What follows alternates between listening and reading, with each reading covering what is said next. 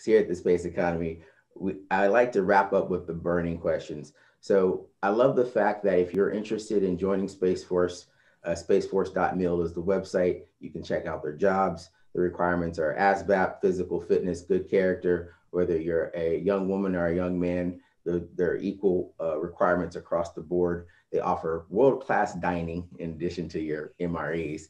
And of course, out of this world technical training to help bring people up to speed. And so from my perspective, those are some of like the highlights of why would people want to join Space Force.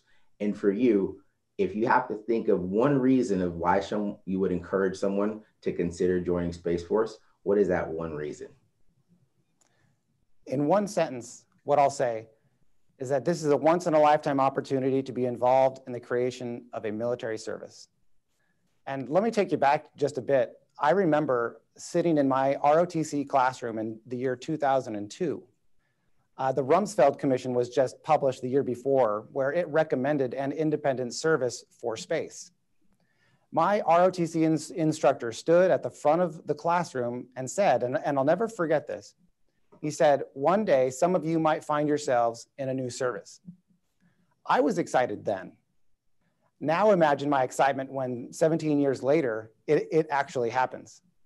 And on December 20th, 2019, I, my family, and other personnel at the Air Force Space Command headquarters watched on live TV as the Space Force was signed into law.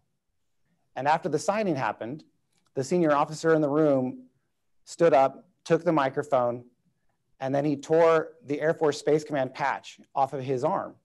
And he said, okay, as of now, we are no longer Air Force Space Command.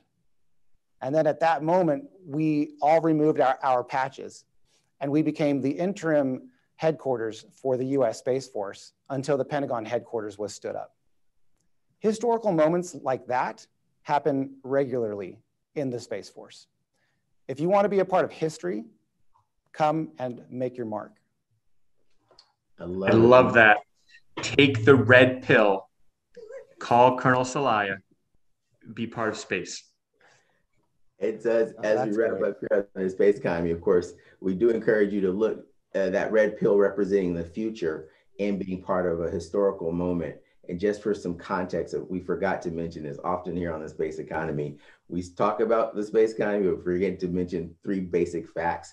The Space Economy right now in 2021 is valued a little bit over $400 billion as a whole. But interesting enough is that Space Force's budget for 2020 was $15.2 billion. The request they put in for next year is $17.4 billion. And that's partially why recruiting is so important, because you're just not, your biggest investments in all businesses are always your personnel, the humans that make it function, that build your culture of success. So Lieutenant Colonel Aaron Celaya from Space Force, thank you very much for joining us here on the Space Economy. We look forward to seeing you in the future, because I have a bunch of notes, particularly around the university partnership programs and some other things we'd be interested in. And of course, anything you want to talk about in the future, just let us know. George and I are always happy to chat. George, Samson, I really appreciate it. Every single time I have a lot of fun, and I'm looking forward to the next time. Awesome. See you guys in the next orbit.